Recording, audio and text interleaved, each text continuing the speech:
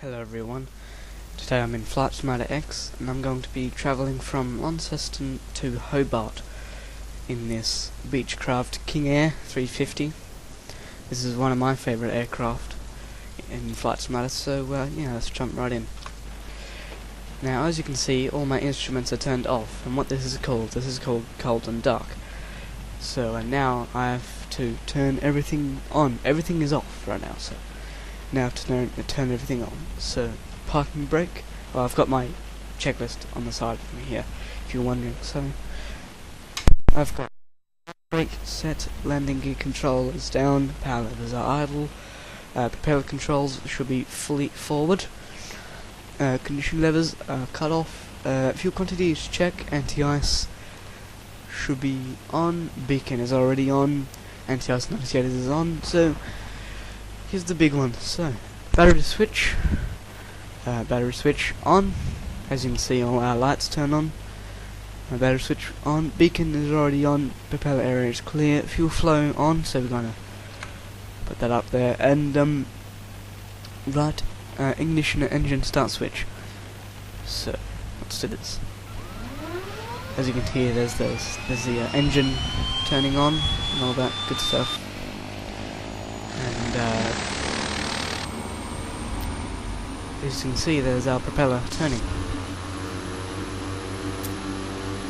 Okay, what does it say now? It says okay, right condition lever on. So they're already on. Right generator switch. That's on right now. Right, left ignition and engine start switch on. Okay, so left ignition lever. Low idle now. Okay, so now we're going to turn on our left generator switch, and finally our avionics master switch. We're going to put the horizontal situation indicator into GPS mode right there.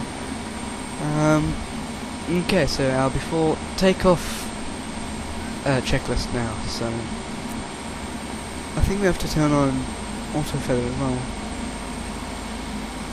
Should be somewhere.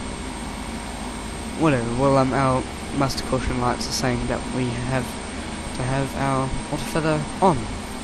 There we are. Now we're going to take off. We're going to get our takeoff clearance. Logging ground, Beach, November 350 Kilo Alpha, request taxi for takeoff, departing straight out. Beach, November 350 Kilo Alpha, taxi to okay. short of runway 32, left using taxiway So Alpha. this should happen pretty soon, actually. When ready. Before takeoff. Okay. I'm going to turn off progressive taxi and accept our taxi clearance. So progressive taxi is just basically that stuff there. Now pretty much everyone has boarded onto the aircraft, so now we're going to close our doors, as you see right there. Okay. So now we're going to push back. We're going to push back to the left. I'm just going to check on the GPS for a second here. Okay, so 159. Our call setting is 159.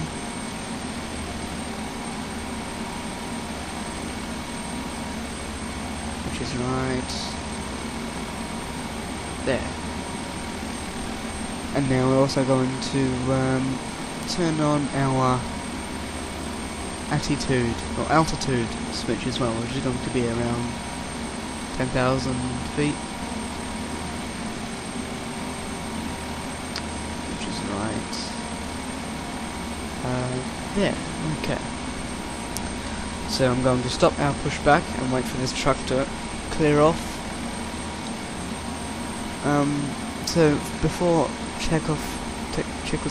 before takeoff run up, avionics set, autopilot check, so I'm going to switch on all of our things that we need. Lights as required, anti-ice is on, takeoff speed is confirmed. So, since I don't have rudder pedals yet, I'm going to use the yoke for ground movement. So.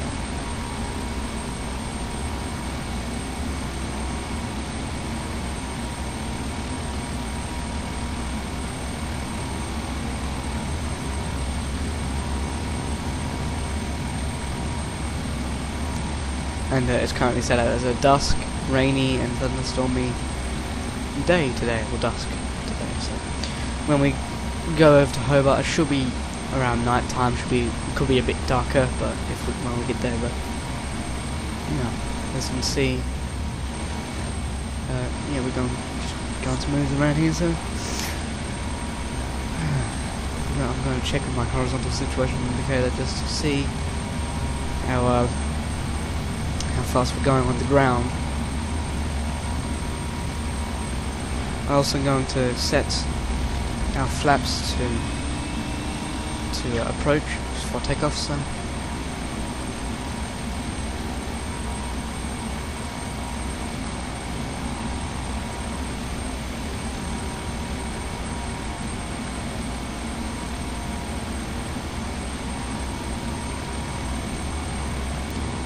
yeah, I'm sorry if I'm mumbling a little bit or having silences. That's because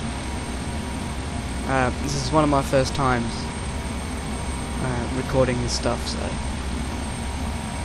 I do apologise if I mumble or don't make sense, or just make silences.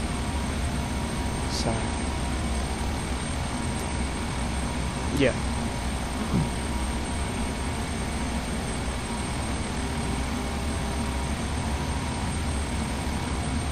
We're just axing through onto runway 32 left, according to our heading indicator. Okay, we're going to follow these arrows. These arrows just help me direct me to the right runway using the right paths and all that good stuff. So I'm going to hold short. Going to hold short right here.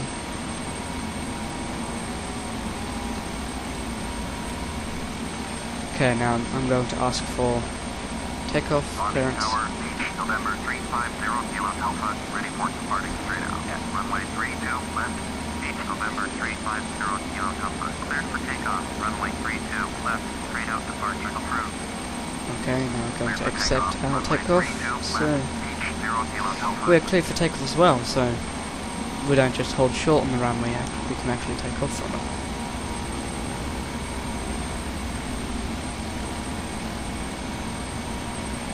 Okay, so when we get centered up into the runway,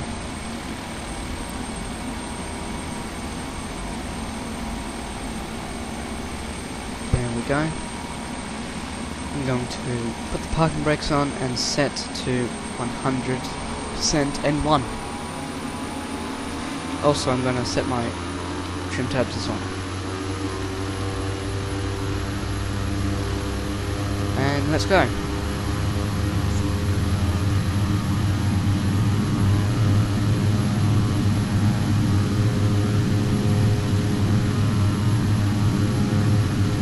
V1.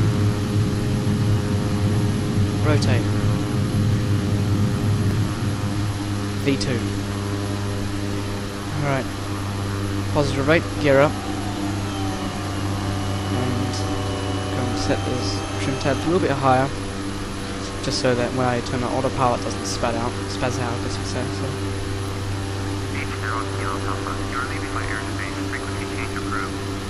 Okay, we're now going to tune into Melbourne Centre, and turn on autopilot as well. Flaps up should be up as well. As you can see right there.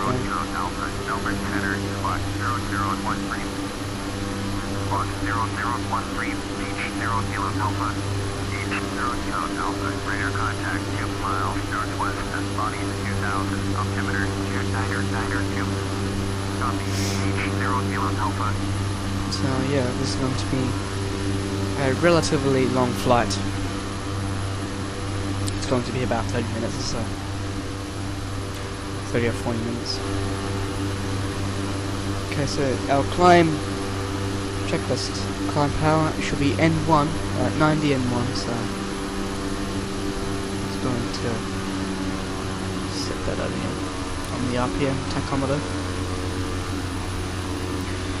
And also 1600 RPM, okay, so we're going to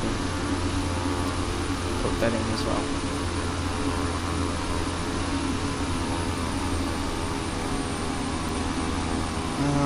What else? Propeller synchro phase as well should be on. That basically syncs the propellers for us.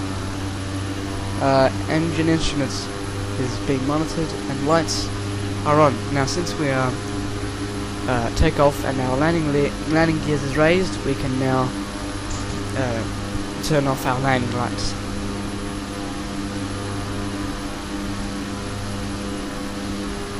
So yeah, what did I do here?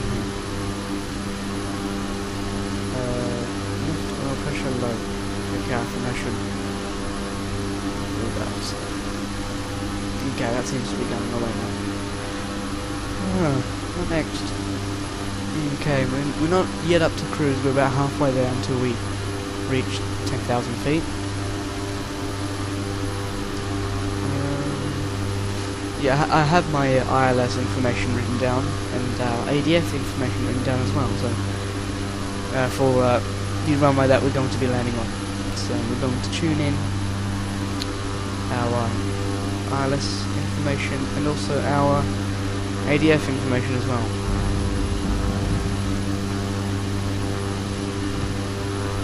If we can. 5, 6, 3, 2. Okay. Here we are, so we are now organised to land. Also we should put our heading indicator to 32 as well, because that's the heading which we're going to be landing at, exactly 32. So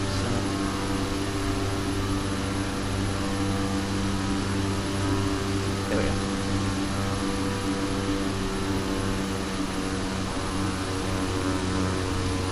There's going to be thunderstorms outside as well.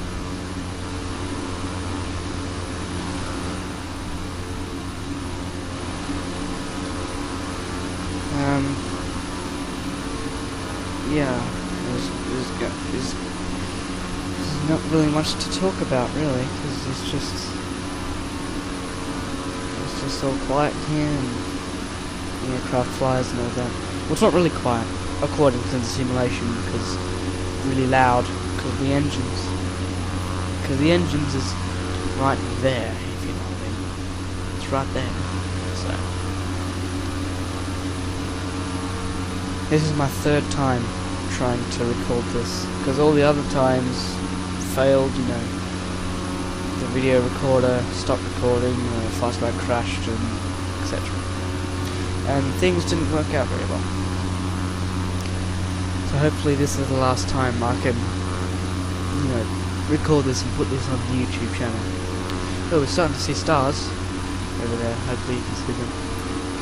See stars, which is going to get a bit dark. Okay, we're getting close to our to our cruise height, so we're going to turn off autofail, since the air is a bit thinner now.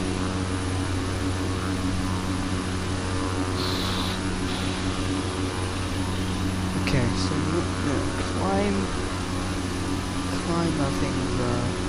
climb checklist is complete. Now we're going over to our cruise checklist. So cruise, power desired, engine instruments monitor, auto feather off. That's all there is. Just 3 instructions. Well, for this default aircraft. In the real aircraft, it could be much more. Yeah, this is a simulation, so.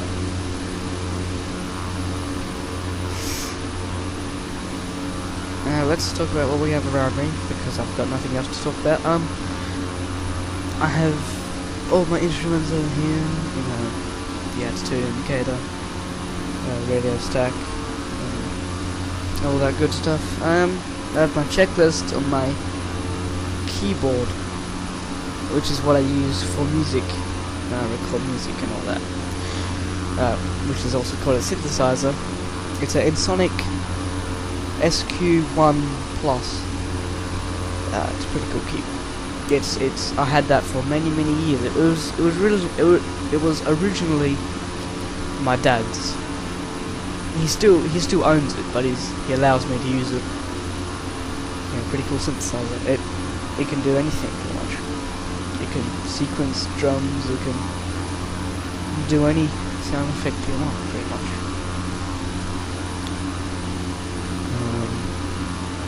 That's all I really use to create music these days. Just a single synthesizer and some editing software, such as Audacity and stuff like that. So. My checklist on the synthesizer.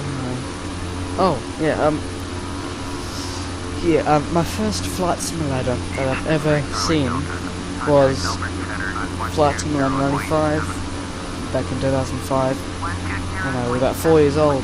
My dad showed me that Flight Simulator 95 when I was 4 years old, and it was quite cool.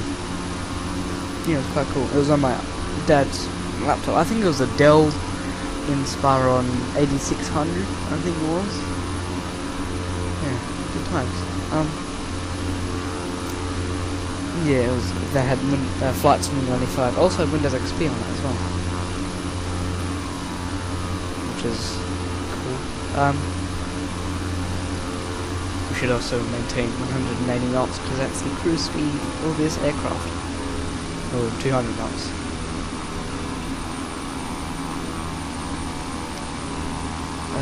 I have my HP Compact DC7700 running, which has a Intel Core 2 Duo running at 1.86 GHz and 512 megabytes of RAM. Yeah, it's a really nice computer. It's built since 2007, and yeah, it's a really nice computer. About 2 years ago, or 1 year ago, I was using this for Windows 95 and 98, but now I use it for Windows XP because I have now got another computer which I haven't shown yet on this channel. It's a computer that I've wanted for many years. I got it back in 2014, 21st of October 2014, when I got this computer. It's called a Dell Optiplex GX 150. It has a Pentium 3, 1 GHz, and 512 megabytes of RAM, and Windows 95 running on. It's pretty cool. I also have Windows 2000 dual booting it with it as well. I sometimes use it for Windows 98 as well, just for classic gaming. I really use it just for nostalgia and classic gaming because I'm into retro things for some reason. So. That's also hooked up with my Acer View 76C CRT monitor, which you've seen earlier. I think back in April 2014, that's when I got the CRT. Still have it now. It still works great. Yeah, it's just on the corner of my desk, working with the Dell Optiplex computer. I've actually got two Dell Optiplex computers. I've got the GX 150 and the GX 280. I actually got the 150 after I've got the 280. The 280, I got it from a garage sale. I think it was about 10 or 20 bucks. That has 512 megabytes of RAM, Pentium 4 at 2.8 gigahertz, and yeah, it runs pretty well. I use that for Windows 2000 and early Windows XP, but I use the 150 for earlier operating systems. Also in the 150 has a Pentium 3, 1 gigahertz. I think I've already said that, but it has a Sound Blaster 16 PCI card. Yes, you can actually get PCI version of the Sound Blaster 16, except it doesn't have any FM synthesis. It has its own software wavetable. and it sounds pretty cool, to be honest with you. It's compatible with Windows 95 all the way up to Windows XP, I think. I've heard that there's Windows 7 drivers for Sound Blaster and Vista drivers as well, so kind of cool. I had hooked up to some recent speakers. I think they're Logitech speakers, brand new ones. They're way better than my older ones. Well, actually, my older speakers, which were beige in colour, they suddenly stopped working recently when I got the 150, or a few months after I got the 150. So yeah, I tried to fix them and they didn't work at all. My dad tried to fix them, didn't work out. So the only thing I had to do was sadly chuck them away. Yeah. But now I've got new speakers which work even better, and they're more reliable, and they fit the colour of the 150 casing. So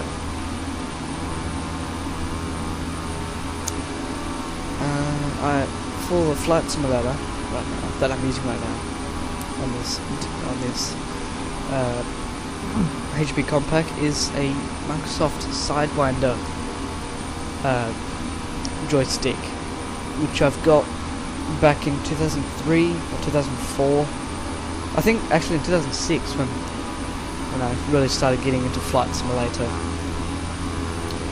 My dad showed me the fundamentals of joysticks and the nature and all that, and I started to use it quite a bit.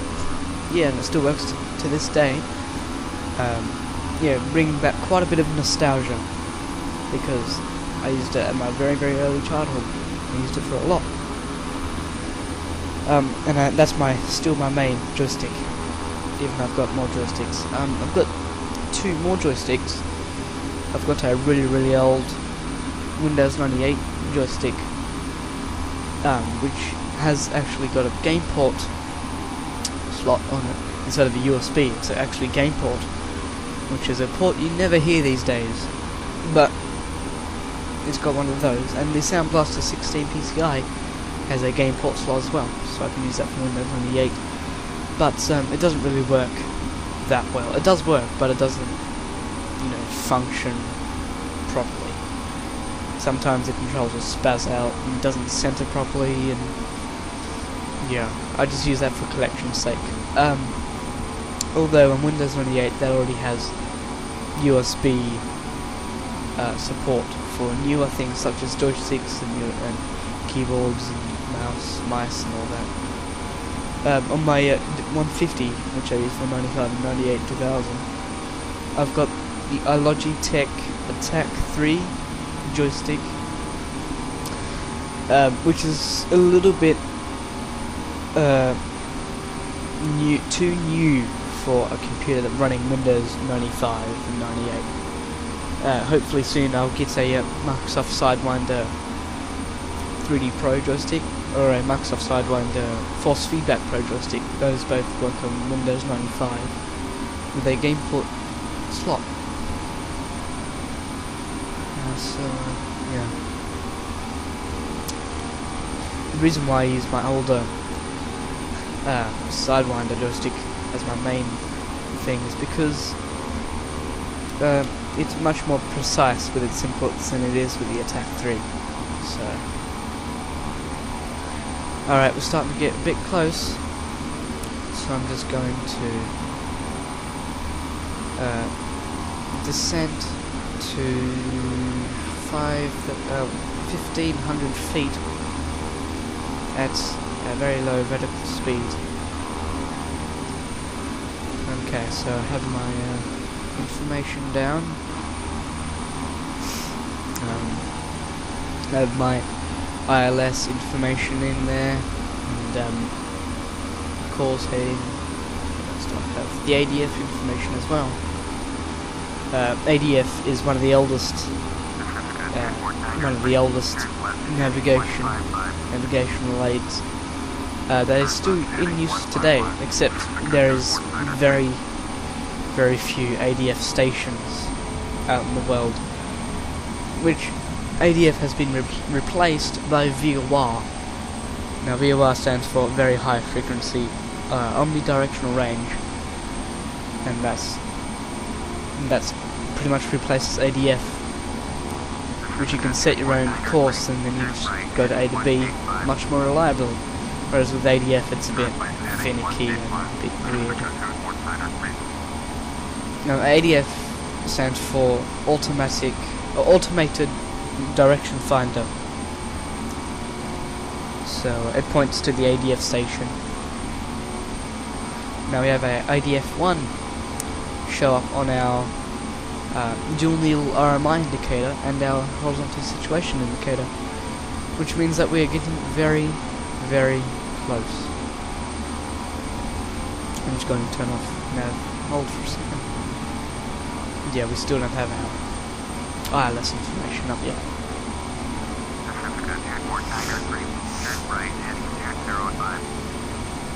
I'm going to descend a little bit quicker, and now we are descending into Earth. So, as you can see, there's the ground down there. Also something, this virtual cockpit, as you see right here, ever since Flight Simulator 2002, that was the first time the King Air virtual cockpit came in.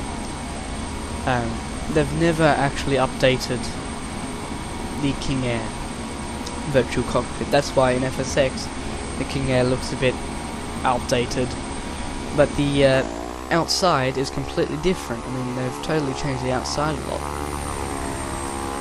I mean, this aircraft looks menacing, it looks amazing, it just looks incredible. I mean, just look at it. It's beautiful. I love this aircraft so much, but yeah. I'm sorry if I'm mumbling a little bit, that's because this is one of my first times doing this. So yeah, we'll have our RLS information down, our ADF information down, so I'm going to check on my GPS for a bit, and as you can see we're getting very, very close to our ILS. Okay, now since I'm going to turn it off. Oh, it actually shows up the DME now, so I'm going to set up approach mode and do this. Contact Hobart Tower on 118.1. First left heading 150, descend and maintain 5,000, clear, ILS, runway 12, approach, maintain 5,000 until I'm going to go on GPS for now, because we haven't yet intercepted the ILS yet. So I'm going to set the course heading to 120, which is the exact course, exact heading for this runway. I'm going to go into approach mode and set up navigation.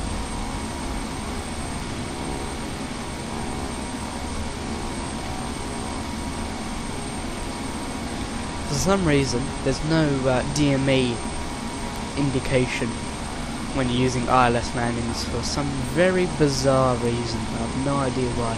Because in the Cessna 172 there's DME and it shows you the distance away from the runway and all that.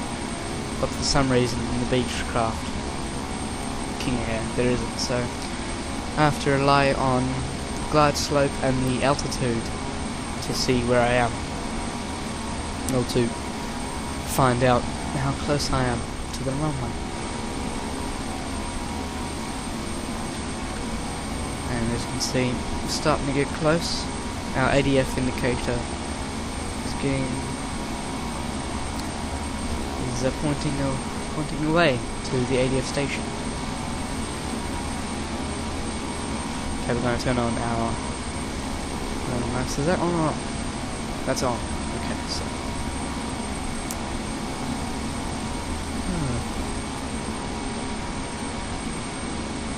Since we're getting quite close, I'm going to put our flaps down We're doing our descent. Since we don't need, since we relying on the ILS information, we don't need to have the altitude set, so I'm going to turn off the altitude autopilot.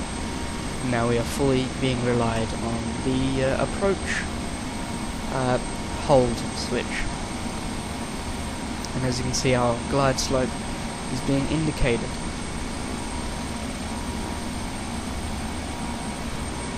Our glide slope is being indicated. Now, our localizer is also being intercepted into our runway here. So.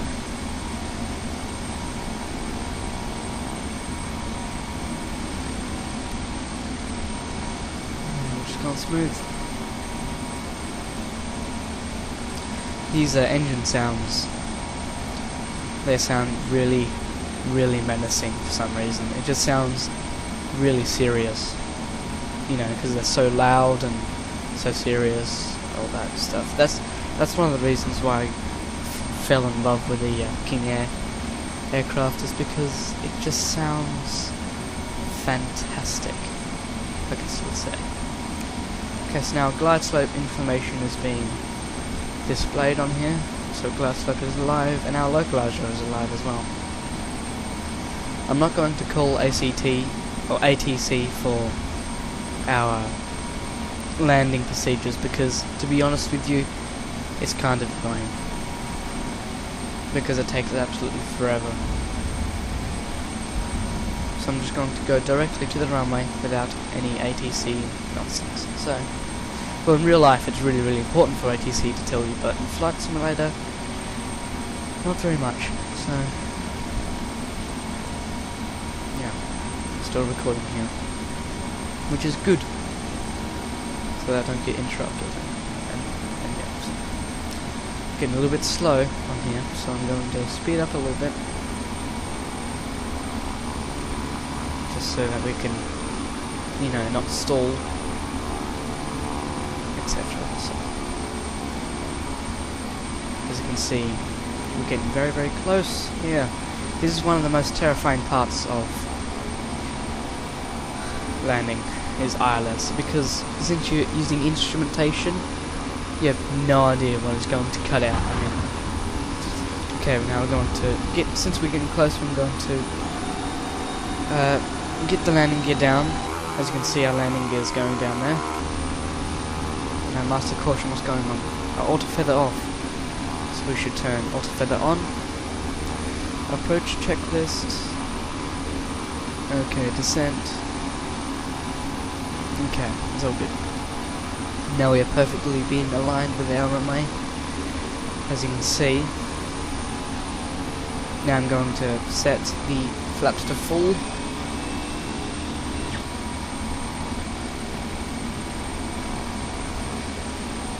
As you can see, there's another aircraft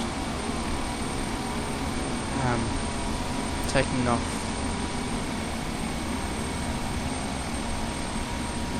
Hopefully we don't smash into them. If we do, then that'll be highly inconvenient. Okay, now we're going to turn off autopilot now.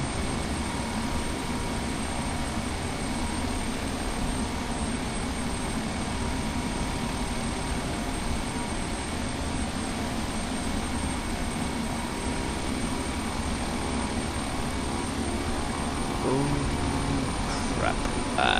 I think we're going to smash into this guy, which is quite terrifying. Okay, now we went past him, which is highly unprofessional. Now we have touchdown. Okay. I'm going to turn on all that.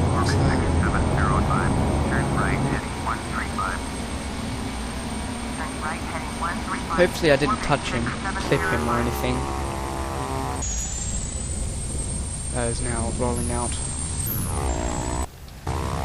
That was slightly unprofessional, so I'm sorry about that. So I'm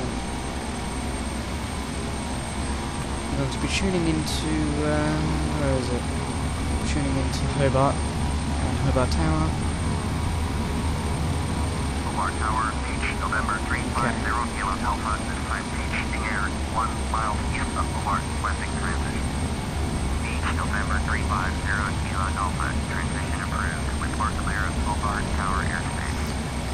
weird going on, which I have no idea. All I want to do is park and get this video done.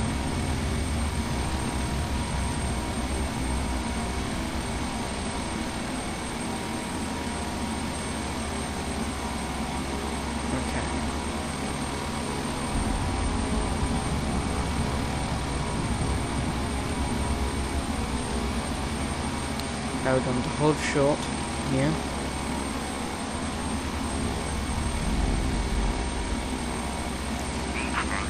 Okay.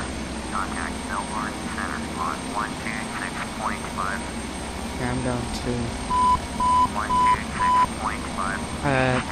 126.5. taxi down. And I'm going to put all flaps up.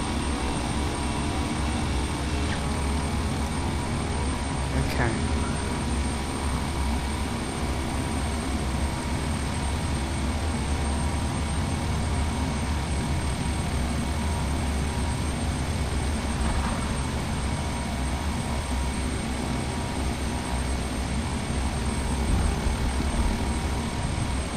Now we're just taxiing our way into our gate.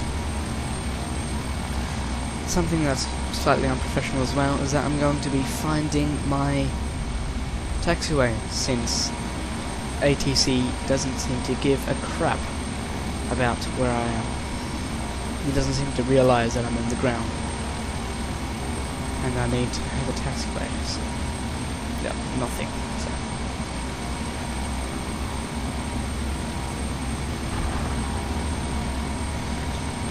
Hopefully we can get our taxiway, our gate as well, so, for parking, whatever. I'm tired, so hopefully we can get this done. I'm pretty sure you guys has had enough of my nonsensical rambling. So I'm just going to Hobart Tower, American Pacific Green go 365. here.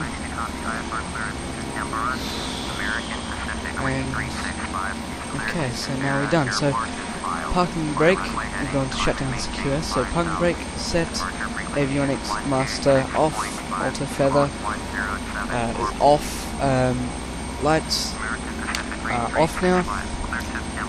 Where is condition levers? Fuel cutoff is something that's really cool. Ready? Oh yeah, I forgot about that. Oops. Okay. I forgot to do that. So, okay, propellers are off as well. Battery and engine start switches are off, and generators are off as well. And we're going to open our door as well. So yeah, hopefully this has been a good video here. So yeah, thanks for watching.